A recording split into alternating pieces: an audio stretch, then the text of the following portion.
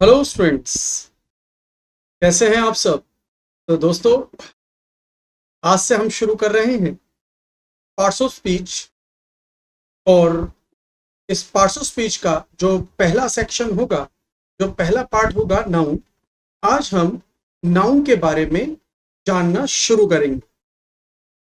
दोस्तों, सबसे पहले हम ये पहचानते हैं कि बेसिकली पार्ट्स ऑफ स्पीच है क्या। देखिए, हम जितने भी सेंटेंस बोलते हैं, वो सारे सेंटेंस, हम जो भी कुछ बोलते हैं, वो बेसिकली अगर हम सेंटेंस में डिवाइड करें तो वो 5 टाइप के सेंटेंस में विभाजित हो जाता है, डिवाइड हो जाता है। वो 5 टाइप के सेंटेंसेस हैं: असर्टिव, इंटेरोगेटिव, इंपेरेटिव, एक्सक्लेमेटरी और ऑप्टेटिव। तो हम जो भी कुछ बोलते हैं, इन पांच टाइप के सेंटेंस में डिवाइड हो जाता है। अब जो हर सेंटेंस है, हर सेंटेंस वर्ड में डिवाइड होता है। तो हर सेंटेंस जो वर्ड में डिवाइड होता है, तो उसके 8 पार्ट होते हैं: noun, pronoun, adjective, verb, adverb, preposition, conjunction, interjection. समझ रहे हैं? हम जो भी कुछ बोलते हैं वो 5 टाइप्स के सेंटेंस में डिवाइड होता है, और हर सेंटेंस 8 पार्ट में डिवाइड होता है। वो जो सेंटेंस के 8 पार्ट हैं, उन्हीं को पार्ट्स ऑफ स्पीच कहा जाता है। सेंटेंस के जो 8 पार्ट हैं, उन्हीं को पार्ट्स ऑफ स्पीच कहा जाता है। ये करना क्यों जरूरी है? बेटा, एक बात जाने, अगर किसी इंसान को मोबाइल रिपेयरिंग सीखना है, अगर किसी इंसान को मोबाइल रिपेयरिंग सीखना है, जब तक कि वो उस मोबाइल के पार्ट्स के बारे में ना जाने, उनके नाम और काम के बारे में ना जाने, तो वो मोबाइल की रिपेयरिंग कर कैसे सकता है? अगर किसी को मोबाइल की रिपेयरिंग सीखनी है, तो ऑब्वियस पहले उसके पार्ट के नाम और उनके काम के बारे में जानना पड़ेगा। उसी प्रकार से हमें जब सेंटेंस लिखना है, सेंटेंस पढ़ना है, सेंटेंस बोलना है, सेंटेंस के अंदर आए हुए एरर को, गलती को, मिस्टेक को समझना है, तो जब तक हम उस सेंटेंस में आए हुए पार्ट्स ऑफ स्पीच को, मींस हर शब्द के पार्ट्स ऑफ स्पीच को नहीं पहचान पाएंगे, तब तक हम उस सेंटेंस का यूज, उस सेंटेंस का यूज नहीं कर पाएंगे, उस सेंटेंस में आए एरर को नहीं समझ पाएंगे, सेंटेंस में करेक्शन नहीं कर पाएंगे। दोस्तों, हम चाहते हैं सेंटेंस को अच्छे से इस्तेमाल करें, तो इसके लिए हमें पार्ट्स ऑफ स्पीच सीखना होगा। क्लियर हुआ? तो पार्ट्स ऑफ स्पीच का ये छोटा सा इंट्रोडक्शन तो समझ में आया होगा, लेकिन इसके अलावा भी मैं आपको कुछ और बात बताता हूं पार्ट्स ऑफ स्पीच के बारे में, ताकि आपको ये क्लियर हो कि बेसिकली पार्ट्स ऑफ स्पीच है क्या। ठीक है, तो चलिए चलते हैं। देखिए, ऐसे मानिए कि जैसे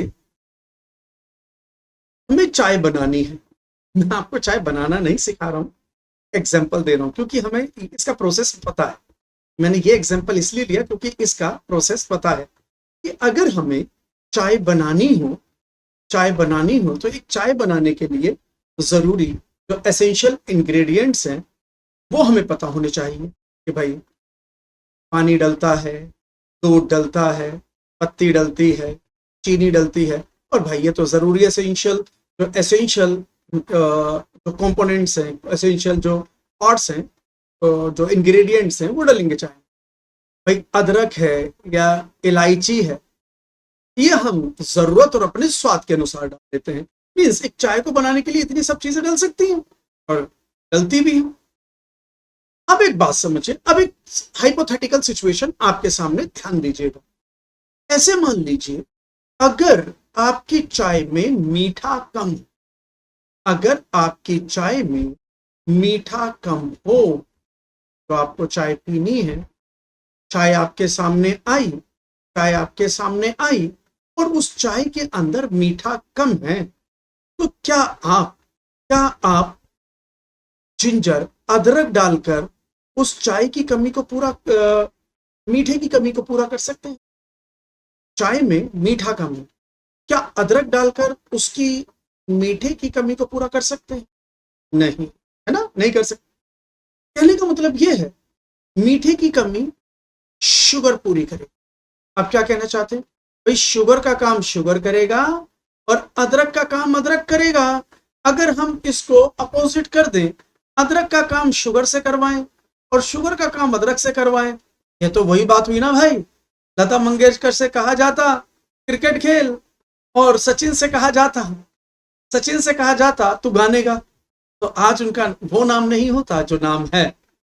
तो ये बात मैंने क्यों कही कि जिसका काम उसी को साथे। मैं इंग्लिश पढ़ाता हूं, मुझसे कोई कहे मैथ्स पढ़ाओ, तो दोस्तों मैं सत्यानाश नहीं, मैं महासत्यानाश कर दूंगा उसका, उसकी वाट लगा दूंगा, because I don't know how to solve the sums. मेरे को नहीं आता है भाई मैथ्स, सीधी सी बात। To be frank I am telling you, मैंने अपना पूरा जीवन इंग्लिश को दिया। इंग्लिश को मैं इंग्लिश को ढंग से समझता हूं। अब बात यही आती है, जिसका काम उसी को साथे। मुझे इंग्लिश आती है तो मैं इंग्लिश अच्छे से पढ़ा सकता हूँ, मुझे मैथ आता तो मैं मैथ अच्छे से पढ़ा सकता था। लेकिन पॉइंट इज मुझे तो इंग्लिश अच्छा आता है ना, तो अगर किसी को इंग्लिश सीखनी है तो आप मुझे याद करें, मैं इंग्लिश सिखा दूंगा। लेकिन मैथ्स के लिए मुझे कोई थोड़ी याद करेगा। उसी प्रकार से चीनी की कमी जो अदरक पूरी नहीं कर सकती, अदरक की कमी चीनी पूरी नहीं कर सकता। बेटा इसी बात को अब आप ऐसे समझे कि जैसे हमने चाय बोला, ऐसे समझ लो एक सेंटेंस हमें बनाना है। हाँ चाय बनानी थी, यहाँ एक सेंटेंस बनाना है, तो चाय बनाने के लिए कुछ इंग्रेडिएंट्स थे।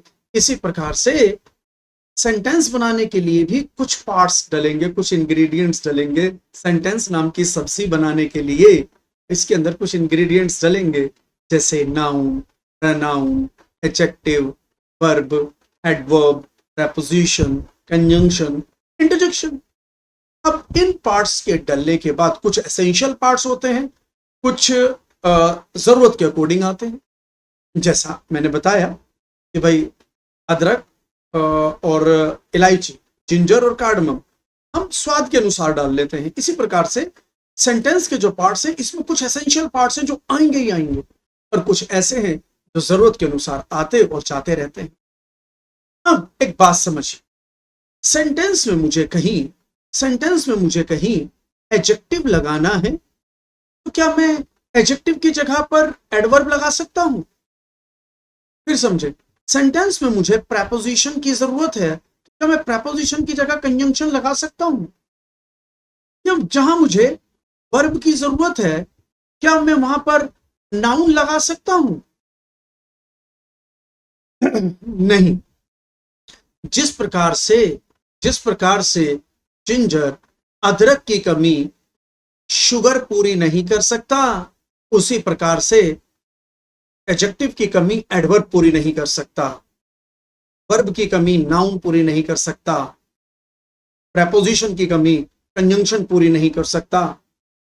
तो बेटा अब इसके लिए करना क्या है? इसके लिए हमें समझना है कि जैसे चाय बनाते हैं तो पानी कितनी मात्रा में चाहिए, दूध कितनी मात्रा में चाहिए, पत्ती कितनी डलेगी, चीनी कितनी डलेगी, अदरक कितनी डलेगी, इलायची कितनी डलेगी, तो इनके नाम और इनके काम हमें पता है।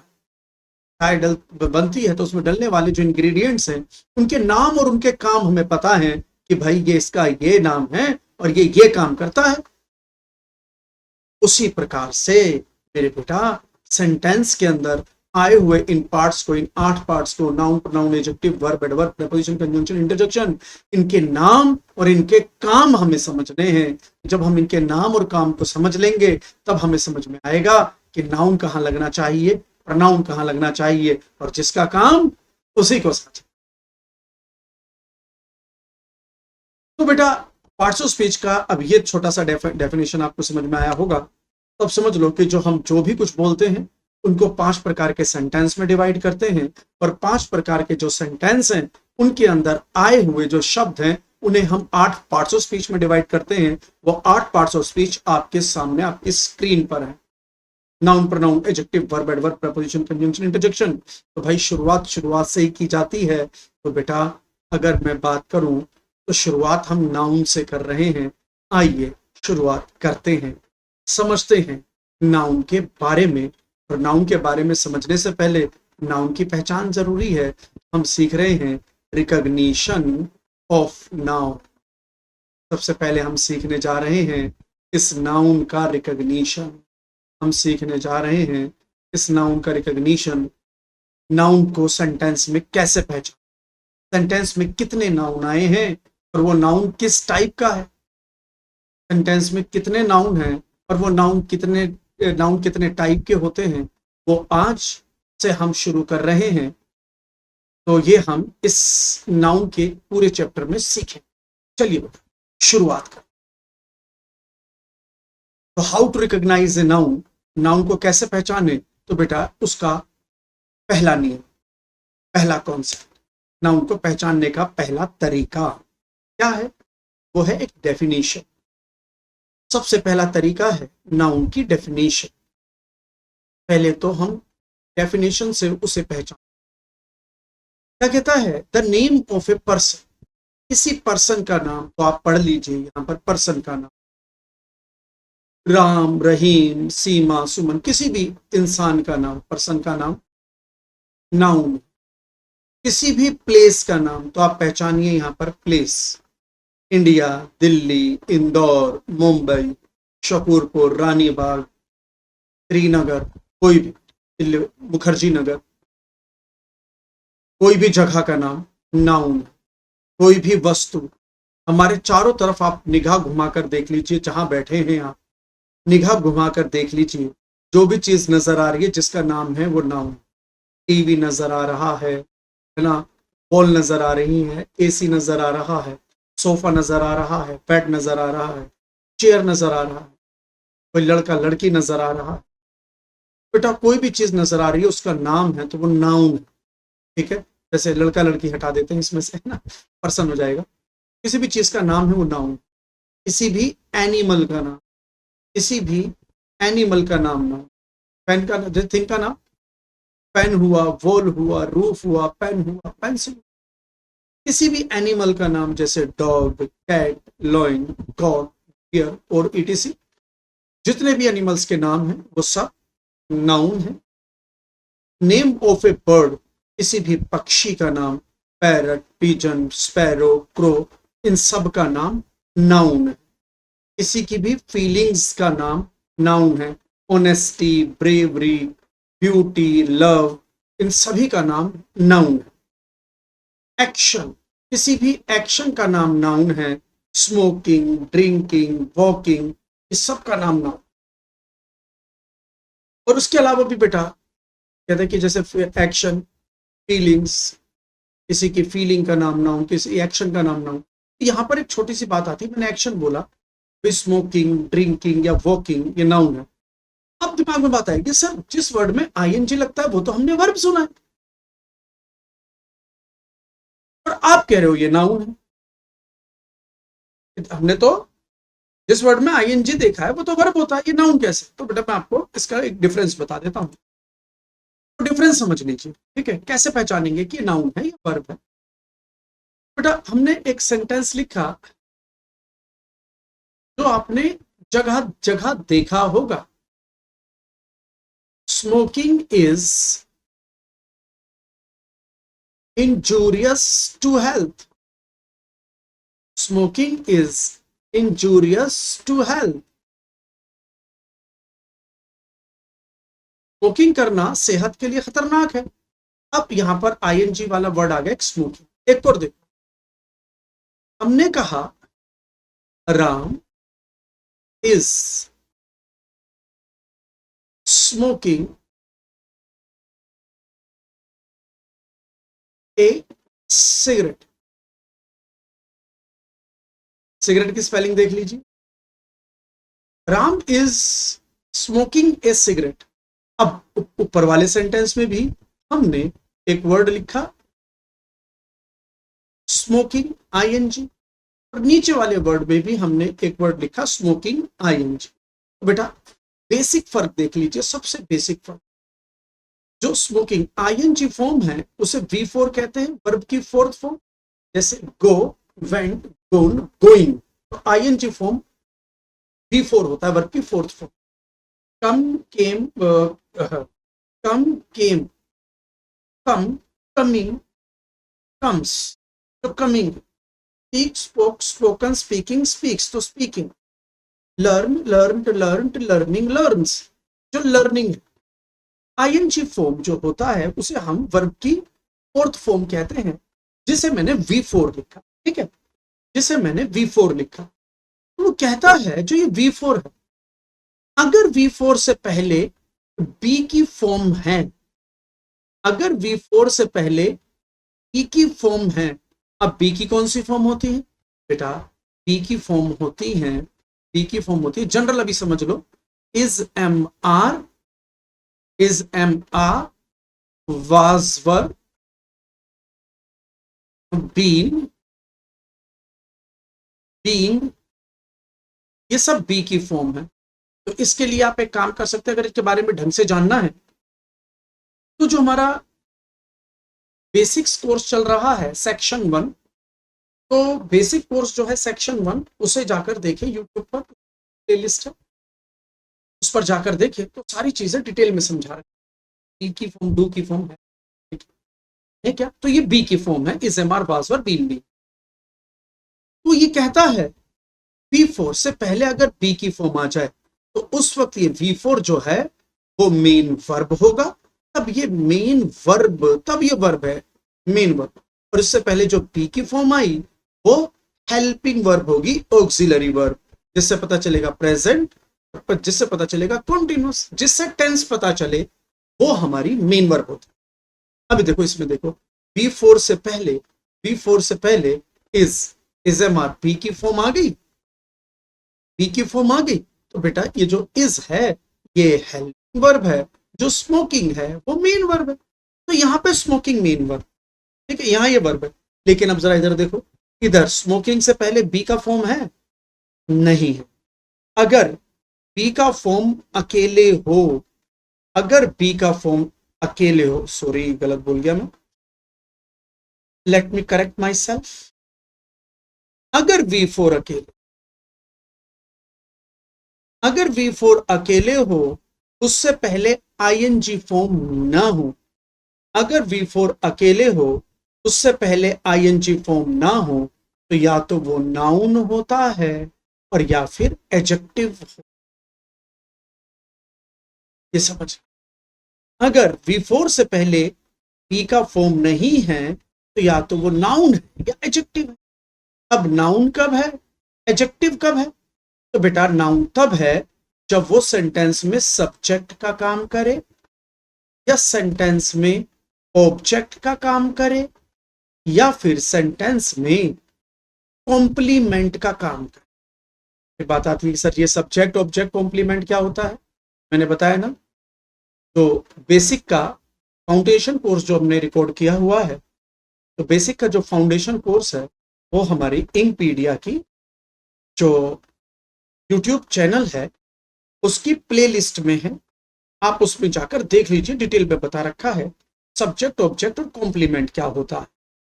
और ये एडजेक्टिव है तो बेटा उस वक्त ये नाउन या प्रोनाउन को डिस्क्राइब करेगा। भाई एडजेक्टिव का क्या काम होता है? जो नाउन या प्रोनाउन को डिस्क्राइब करे, जो नाउन प्रोनाउन को डिस्क्राइब करे। पता कैसे चलेगा? अब जरा सेंटेंस देखिए, पहले इसको देखिए, तो सेंटेंस, तो ये जो इज है ये यहां पर मेन वर्ब है, और बेटा कोई भी ऐसी वर्ब नहीं है जिसका सब्जेक्ट ना हो। स्मोकिंग यहां पर, स्मोकिंग यहां पर सब्जेक्ट है, और बेटा अगर आईएनजी फॉर्म सब्जेक्ट है तो वो आईएनजी फॉर्म नाउन है। तो यहां पर ये सब्जेक्ट है, तो स्मोकिंग नाउन है, क्योंकि एक एक्शन की बात कर, क्योंकि एक एक्शन की बात कर रहा हूं। तो बेटा आईएनजी फॉर्म से पहले, फिर समझ लो, आईएनजी फॉर्म से पहले बी का फॉर्म नहीं है, या तो वो नाउन है या adjective.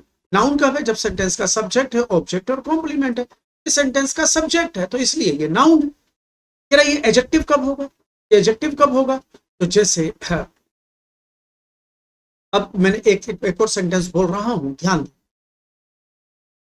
This is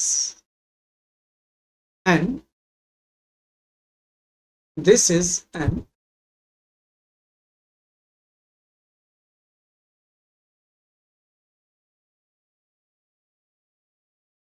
this is an interesting, this is an interesting book. भाई ये बहुत ही इंटरेस्टिंग बुक है। हमने कहा यह तो बहुत इंटरेस्टिंग बुक है। अब इसमें देखिए, अगर आर्टिकल आता है तो जो फ्रेज का लास्ट वर्ड होता है वो नाउन। बेटा अगर आर्टिकल आता है तो फ्रेज का लास्ट वर्ड होता है वो नाउन होता है। अब बुक कैसी है? बुक है इंटरेस्टिंग, तो बुक है नाउन। तो नाउन को डिफाइन करने वाला, नाउन की अच्छाई बुराई गुण दोष बताने वाला वर्ड एडजेक्टिव होता है। यहाँ इंटरेस्टिंग एडजेक्टिव, यहाँ इंटरेस्टिंग एडजेक्टिव है। देखो इंटरेस्टिंग से पहले यहाँ बी का फॉर्म नहीं है, यहाँ आईएनजी से पहले बी का फॉर्म नहीं है, तो इसका मतलब है ये वर्ब नहीं है। ना ये वर्ब है ना ये वर्ब है। बेटा वर्ब वो तब होगा जब उससे पहले बी का फॉर्म होगा। बी की फॉर्म नहीं है तो या तो वो नाउन है, सेंटेंस में सब्जेक्ट ऑब्जेक्ट कॉम्प्लीमेंट बनकर नाउन बनेगा, या एडजेक्टिव नाउन को या प्रोनाउन को डिफाइन करके ये एडजेक्टिव बनेगा। अब बताइए इतनी सी बात समझ में आई कि नहीं? समझ में आ गई ना बात? बेटा मैंने जो भी आपको यहाँ पर बताया कि ये जो एक्शन है भाई, एक एक्शन है, एक नाउन होता है, तो ये एक्शन नाउन तब होता है जब ये सेंटेंस में सब्जेक्ट है, जब ये सेंटेंस में ऑब्जेक्ट है, और जब ये सेंटेंस में कॉम्प्लीमेंट है, तब एक्शन एक्शन है तो ये नाउन। क्लियर हुआ? चलिए आगे बढ़।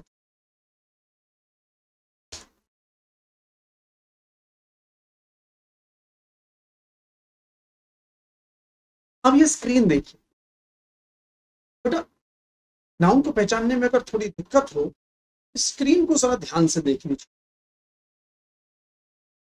आप इस स्क्रीन को ध्यान से देखिए। इस स्क्रीन के ऊपर आप देख रहे हैं, जो जो चीज देख रहे हैं वो सब नाउन। जैसे ये हम बात करें इस बोर्ड की, जैसे हम बात करें इस बोर्ड की, तो ये ब्लैक बोर्ड, ये लिख देता हूं, ये ब्लैक बोर्ड है, तो ये नाउन है। इसमें आप बॉयज देख रहे हैं तो बॉयज है तो नाउन है। इसमें गर्ल्स देख रहे हैं तो गर्ल्स है तो नाउन है। आप हेयर देख रहे हैं तो हेयर है तो नाउन है। ये जो हेयर है ये नाउन है। आप देख रहे हैं टीचर गंजे हैं, बोल्ड है, ये बर्ड है, ये नाउन है। आप यहाँ पे ग्लोब देख रहे हैं तो ये ग्लोब जो है वो नाउन है। इसमें प्लांट देख रहे हैं, ये जो प्लांट है ये नाउन है। बुक्स देख रहे हैं, ये जो बुक्स हैं ये नाउन है। समझ रहे? इसके अंदर ये प्लैनेट्स नजर आ रहे हैं, तो ये जो प्लैनेट्स हैं ये नाउन है। समझ रहे बच्चे बात को? तो कोई भी चीज नाउन। अब ये जिस पर बुक्स रखी हैं, ये शेल्फ नजर आ रहा है तो ये शेल्फ नाउन है। ये बच्चे का हैंड नजर आ रहा है, नाउन है। जितना पार्ट्स ऑफ बॉडी है वो नाउन है। जो कपड़े हम पहनते हैं वो नाउन। टीचर ने ये कोट पहना हुआ है, ये नाउन है। ये टी शर्ट पहना हुआ है, ये नाउन है। ये जीन्स पहना हुआ है, ये नाउन है। ये शूज डाला हुआ है तो शूज नाउन है। इसमें बच्चे बैठे किस पर हैं? टेबल पर, तो टेबल, ये टेबल पे तो किताबें रखी हैं, वो जिस पे बैठे हैं वो चेयर, तो वो चेयर नाउन है। तो बेटा आप देख रहे हैं इतनी सारी चीजें हमने जो भी देखी, जो भी चीज नजर आ रही है, जो मैंने लिखी है नहीं लिखी है, वो सब नाउन। क्लियर हो गया? ये नाउन समझ में आ गया। नाउन का ये हमारा पहला पॉइंट क्लियर हुआ कि नाउन पहचाने कैसे। Person, place, thing, animal, bird, feelings, action, इन सभी का चीज का नाउन। तो नाउन सेंटेंस में सब्जेक्ट ऑब्जेक्ट या कॉम्प्लीमेंट बनता है। तो जैसे मैंने अभी बताया कि ये हम बात करते हैं टू नंबर 2 पॉइंट की, कि कैसे पहचाने कि ये नाउन है।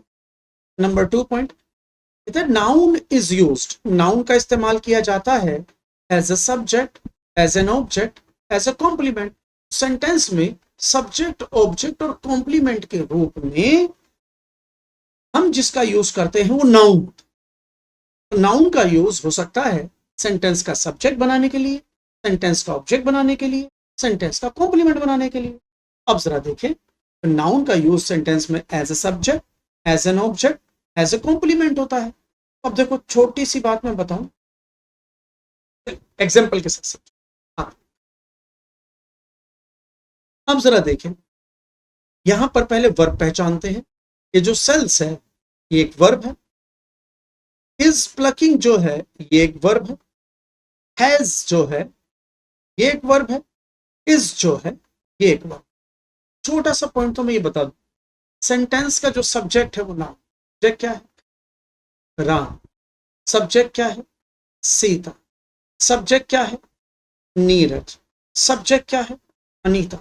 जो सेंटेंस का सब्जेक्ट है वो नाउन है। जो सेंटेंस का सब्जेक्ट है वो नाउन। जो सेंटेंस का सब्जेक्ट है वो नाउन। जो सेंटेंस का सब्जेक्ट है वो नाउन है। तो बेटा राम, सीता, नीरज और अनीता ये सब नाउन। अब बात करते हैं ऑब्जेक्ट और कॉम्प्लीमेंट की। बेटा डू वाली वर्ब जो किसी एक्शन को बताती है, जैसे कि सेल्स। सेल्स एक डू वाली वर्ब है जो किसी एक्शन को बता। डू वाली वर्ब के बाद जो आता है वो ऑब्जेक्ट होता है, जिसके ऊपर वर्ब का प्रभाव पड़ता है, तो वर्ब के इफेक्ट सहन करता है वो ऑब्जेक्ट। इसकी पहचान वट और हुम का रिप्लाई ऑब्जेक्ट होता है। कहते हैं what Ram sells what, Ram क्या बेचता है? कह रहा है मैंगोज। तो जो मैंगोज होता है ये ऑब्जेक्ट, क्योंकि इसके ऊपर सेल का इफेक्ट पड़ रहा है, बेचा जा रहा है। तो क्या बेचा जा रहा है? आम। ये ऑब्जेक्ट। तो ऑब्जेक्ट को पता करने के दो तरीके हैं। वर्ब में बट से या हुम से क्वेश्चन पुट करो, तो जो आंसर में आएगा वो ऑब्जेक्ट है। बेटा मैंगोज ऑब्जेक्ट, क्योंकि डू वाली वर्ब के बाद आ रहा है। Same point, Sita is plucking what, Sita क्या तोड़ रही है? वट के आंसर में क्या है? तो फ्लावर्स जो है ये हमारा ऑब्जेक्ट है। तो ये प्लकिंग जो है वो डू वाली वर्ब। तो ये सेल्स है, ये प्लक है, ये हमारी डू वाली वर्ब है। और डू वाली वर्ब के बाद जो आता है वो हमारा शब्द ऑब्जेक्ट बन जाता। तो डू वाली वर्ब के बाद जो आएगा वो ऑब्जेक्ट। और बेटा हैव वाली वर्ब के बाद जो आएगा वो भी ऑब्जेक्ट होगा। ये वो ऑब्जेक्ट होता है जिसके ऊपर मालिकाना हक बताए। ये वो ऑब्जेक्ट होता है जिसके ऊपर मालिकाना हक बताया जाता है। तो वो ऑब्जेक्ट, जैसे सब्जेक्ट किस चीज का मालिक है? हम कहते हैं नीरज के पास क्या है? नीरज के पास क्या है? कार। कार ऑब्जेक्ट है। और बेटा हैव वाली फॉर्म के बाद जो आता है वो ऑब्जेक्ट। हैज हैव वाली फॉर्म है। तो बेटा डू वाली फॉर्म के बाद जो आएगा वो ऑब्जेक्ट, हैव वाली फॉर्म के बाद जो आएगा वो ऑब्जेक्ट। और बेटा इस जो है वो बी वाली वर्ब है। और बी वाली वर्ब के बाद जो आता है, बी वाली वर्ब के बाद जो आता है वो होता है कॉम्प्लीमेंट। जो बी वाली वर्ब के बाद आएगा वो होगा कॉम्प्लीमेंट। तो जो टीचर है, टीचर एक कॉम्प्लीमेंट है। टीचर एक कॉम्प्लीमेंट है। समझ में आया कि नहीं? टीचर एक कॉम्प्लीमेंट है। तो हमें सब्जेक्ट समझ में आ गया, ऑब्जेक्ट समझ में आ गया, कॉम्प्लीमेंट समझ में। बेटा हमारी स्टेटमेंट भी यहां पर खत्म हो जाती है ये कहकर। बेटा जो सब्जेक्ट है, तो ध्यान दे, जो सब्जेक्ट है वो नाउन है। जो सब्जेक्ट है वो नाउन है। सब्जेक्ट है वो नाउन है। जो सब्जेक्ट है वो नाउन है। बेटा उसी प्रकार से जो ऑब्जेक्ट है वो नाउन है। जो ऑब्जेक्ट है वो नाउन है। जो ऑब्जेक्ट है वो नाउन है। और जो कॉम्प्लीमेंट है वो नाउन है। तो सब्जेक्ट, ऑब्जेक्ट और कॉम्प्लीमेंट नाउन है। तो यहां पर ये जो मैंगोज है ऑब्जेक्ट है।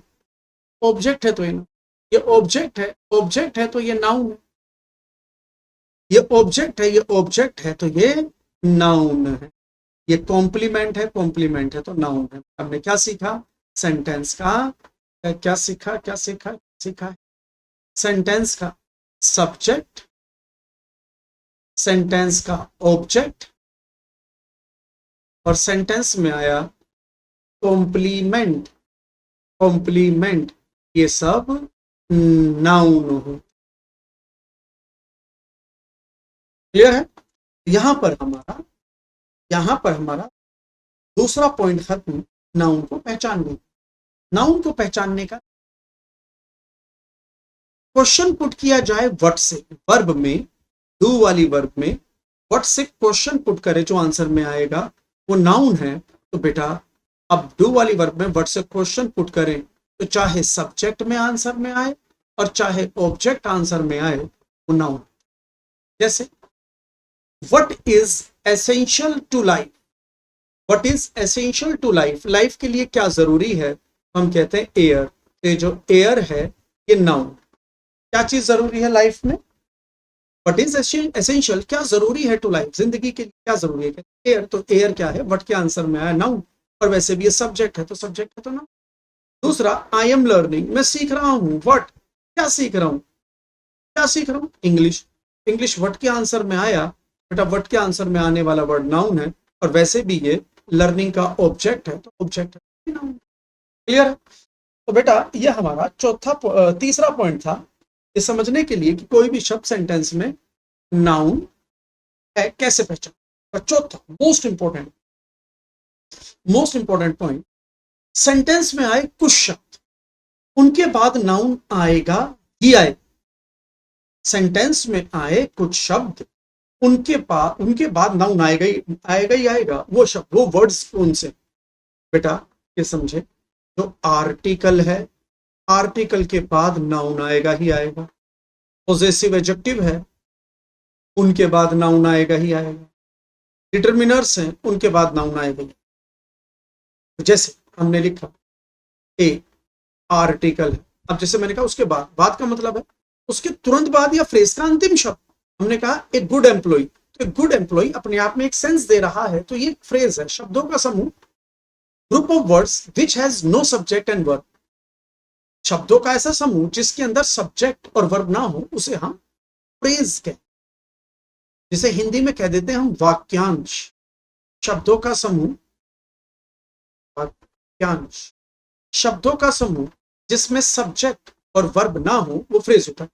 तो कह रहा है इस फ्रेज का जो लास्ट वर्ड है, फ्रेज का जो लास्ट वर्ड होता है वो नाउन होता है। तो एम्प्लॉय नाउन है, तो कहता है आर्टिकल आया तो नाउन हो गई। अब कहता है माई, माई जो है वो पॉजेसिव एडजेक्टिव है, माई पॉजेसिव एडजेक्टिव है। तो बेटा पॉजेसिव एडजेक्टिव आया तो इस पूरे फ्रेज को देखो, माई यंगर ब्रदर, मेरा छोटा भाई, इसका मीनिंग है। ग्रुप ऑफ वर्ड्स, इसमें सब्जेक्ट वर्ब नहीं है, माई पॉजेसिव एडजेक्टिव है। पॉजेसिव एडजेक्टिव के बाद जो ये नाउन, पॉजेसिव एडजेक्टिव है तो फ्रेज का अंतिम शब्द नाउन है। तो बेटा पॉजेसिव एडजेक्टिव ने बताया कि भाई मैं आ गया, मुझे नाउन दो। अब बेटा ये जो अलॉट ऑफ है, ये अलॉट ऑफ है, ये डिटरमिनर है। डिटरमिनर आया तो बेटा इनके तुरंत बाद या फ्रेज का अंतिम शब्द नाउन। और वैसे भी जिसका सिंगुलर से प्लूरल हो जाए वो भी नाउन। ध्यान रखें, जिसका सिंगुलर से जिसका प्लूरल बन जाए, जिसका सिंगुलर से प्लूरल बन जाए वो भी नाउन। अब अगर ये बात समझ में आई कि आर्टिकल, पॉजेसिव एडजेक्टिव और डिटरमिनर के बाद नाउन आते हैं, उनके तुरंत बाद या फ्रेज का अंतिम शब्द नाउन होगा। उनके तुरंत बाद या फ्रेज का अंतिम शब्द नाउन। अब यहां पर क्वेश्चन होता है, ये आता है कि सर आर्टिकल बस क्या ए है या और भी है? माई पॉजेसिव एडजेक्टिव सिर्फ माई अकेले है या और भी है? डिटरमिनर अलॉट ऑफ जो डिटरमिनर है, तो ये डिटरमिनर अकेले यही है या और भी है? तो बेटा ये और भी है। मैं लिस्ट दे देता हूं, इनको पढ़ लीजिए, बार बार समझ लीजिए। कुछ समझ में ना आए मेरे से, कुछ भी समझ में ना आए तो बेटा मेरे से पूछिए, बट ध्यान से इन्हें समझिए। इनकी लिस्ट दे रहा हूं, आर्टिकल, पॉजेसिव एडजेक्टिव और डिटरमिनर, इनके बाद नाउन आएगा ही आएगा, इनके बाद नाउन आएगा ही आएगा। चलिए पहले हम चर्चा करते हैं आर्टिकल की। आर्टिकल होते ए अंदर। बेटा ये बताते हैं नाउन डेफिनेट है, ये बताते हैं एडजेक्टिव नाउन डेफिनेट है या फिर इनडेफिनेट। ये बताते हैं नाउन डेफिनेट है या इनडेफिनेट। नाउन इनडेफिनेट होता है तो ए और एन लगता है, नाउन डेफिनेट होता है तो दा लगता है। मींस ये नाउन डेफिनेट है या इनडेफिनेट है उसको बताते हैं। तो भाई सीधी सी बात है, जब ये नाउन के निश्चितता अनिश्चितता को बताते हैं तो नाउन से पहले इन तीनों में से एक वर्ड आए। मतलब ऐसे बोले तो ए एंड द आएंगे तो इनके बाद नाउन आएगा ही आएगा, आर्टिकल के बाद नाउन। ठीक है, क्यों आएगा? उसे डेफिनेट इंडेफिनेट करने के लिए। पॉजेसिव एडजेक्टिव, ये है पॉजेसिव एडजेक्टिव, कह रहा है पॉजेसिव एडजेक्टिव के बाद भी नाउन आएगा। क्यों भाई, क्यों आएगा? रीजन ये बताते हैं मालिकाना हक। पॉजेसिव एडजेक्टिव शोज पोजीशन, अधिकार। ये बताते हैं मालिकाना हक, ये बताते हैं सब्जेक्ट किस चीज का मालिक है। कोई भी सब्जेक्ट में, तो पॉजेसिव एडजेक्टिव में बताते हैं कि कोई किस चीज का मालिक है। जैसे हमने कहा माई बुक, तो जो माई है वो उस बुक का मालिक है। हमने कहा अवर हाउस, जो अवर है ये जो लोग हैं ये घर के मालिक है। योर डॉग, ये डॉग, योर डॉग, तो कि तुम डॉग के मालिक हो। हम कहते हैं हिज बैग, तो ये जो हिज कोई लड़का है उस बैग का मालिक है। हर स्कूटी, तो स्कूटी किसकी है? हर की, तो मतलब तो स्कूटी की मालकिन एक लड़की है। ऐसे ही इट्स, ऐसे ही देयर, ऐसे ही नाउन प्लस एपोस्ट्रोफियस, इनके बाद अगर नाउन आता है तो बेटा इनके बाद एक नाउन आएगा ही आएगा, और ये पॉजेसिव एडजेक्टिव होते हैं। नाउन पर एपोस्ट्रोफियस लगे, कैसे? हमने कह दिया राम, राम पर एपोस्ट्रोफियस लगा दिया, राम्स। हमने कहा राम्स कार, तो कार किसकी है? राम की। कार नाउन है, नाउन को डिस्क्राइब कर रहे हैं, तो ये एडजेक्टिव, और इसे कहेंगे पॉजेसिव एडजेक्टिव। पॉजेसिव एडजेक्टिव आता है तो उसके बाद जो आएगा वो नाउन होगा। तो राम्स के बाद जो ये कार आया, कार नाउन है, तो राम्स जो कि पॉजेसिव एडजेक्टिव है, इसी ने बताया, इसके बाद नाउन आएगा। तो बेटा ये शब्द है पॉजेसिव एडजेक्टिव। तो देखो आर्टिकल पॉजेसिव एडजेक्टिव समझ में आ गया। आर्टिकल नाउन डेफिनेट है या इनडेफिनेट, इसको बताते हैं। पॉजेसिव एडजेक्टिव है, ये बताते हैं कि नाउन के ऊपर मालिकाना हक किसका है। और डिटरमिनर्स, बेटा ये नाउन की संख्या या मात्रा को डिटरमाइन, डिटरमिनर नाउन की संख्या, डिटरमिनर्स नाउन की मात्रा को दर्शाते हैं। संख्या को कहते हैं हम नंबर्स, और मात्रा को कहते हैं क्वांटिटी। बेटा तो अगर हम नाउन में हाउ मैनी से क्वेश्चन पुट करें, तो जो आंसर में आता है वो डिटरमिनर होता है। नाउन में हम हाउ मच से क्वेश्चन पुट करें, नाउन में हाउ मच से क्वेश्चन पुट करें, तो जो आंसर में आता है वो डिटरमिनर है। सॉरी, हाउ मेनी से क्वेश्चन पुट करें, नाउन में हाउ मेनी से क्वेश्चन पुट करें, जो आंसर में आएगा वो डिटरमिनर होगा। नाउन में हाउ मच से क्वेश्चन पुट करें, जो आंसर में आएगा वो डिटरमिनर होगा। जैसे अब हमने यहां कहा, तो समझ लो नाउन में आप हाउ मच या हाउ मेनी से क्वेश्चन पुट करेंगे, तो जो आंसर में आएगा डिटरमिनर होगा। जैसे जिसका सिंगुलर से प्लूरल हो जाए वो नाउन है। तो हमने कहा हाउ मेनी बुक्स, हमने कहा हाउ मेनी बुक्स, कहता अ लॉट ऑफ, तो जो अ लॉट ऑफ है ये डिटरमिनर। हमने कहा हाउ मच नॉलेज, हमने कहा हाउ मच नॉलेज, तो बेटा जो ये लिटिल है, ये लिटिल जो है कितनी नॉलेज है, लिटिल नॉलेज है, तो ये डिटरमिनर। वैसे तो इस फ्रेज के अंदर ए लिटिल ज्यादा अच्छा रहेगा, तो ये जो ए लिटिल है पूरा डिटरमिनर है। A little knowledge is a dangerous thing, तो ये जो ए लिटिल है ये डिटरमिनर है, क्योंकि हाउ मच का आंसर है, इस नॉलेज की मात्रा को बता रहा है। यहां पर बुक्स की, यहां पर जो अलॉट ऑफ है ये बुक्स की संख्या को बता, तो नाउन की संख्या या मात्रा बताने वाले वर्ड्स डिटरमिनर्स होते हैं। ठीक है, डिटरमिनर की डेफिनेशन क्लियर है। तो ये रहे डिटरमिनर, समझ, ये रहे डिटरमिनर्स। सारे तो नहीं, मतलब मोस्ट ऑफ द डिटरमिनर्स आपकी आंखों के सामने हैं। पहले इन्हें समझ लो, फिर उनके बाद आगे भी बताएंगे और भी determiner. Some, any, many, a, much, little, a little, the little, few, a few, the few, several, sufficient, all, either, neither, no, such, जितनी भी गिनती होती हैं, काउंटिंग्स जो हैं 1 2 3 4 5 6 7 100,000 है ना, 100,000 हम कुछ भी बोले इसके आगे, मिलियन, ट्रिलियन, कुछ भी बोलो तो सब डिटरमिनर।